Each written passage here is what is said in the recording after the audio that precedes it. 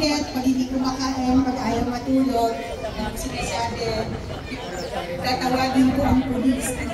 Malinaw na kayo. So kami po, gano'n. Di ba pati ING kita? Pero syempre kami po, dahil ko sinasabi sa mga barangay officials,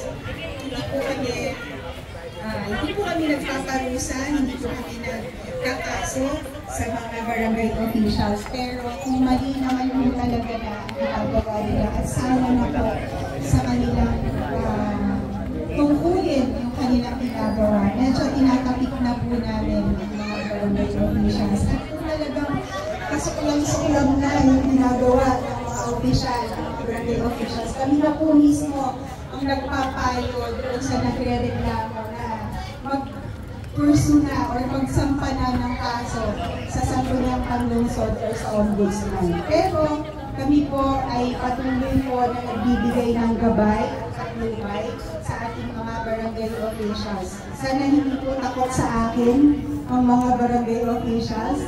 Sana hindi natatakot sa amin at tuwing kami ay magpapatawag sa opisina, halimbawa papatawag namin si Kap, hindi matatakot. Dahil syempre, ang gusto po namin ay ma-guide sila ng tama upang masiguro po ang pagbibigay nila ng servisyo sa kanilang mga nasasakupan ay tama at ayon sa batas. So,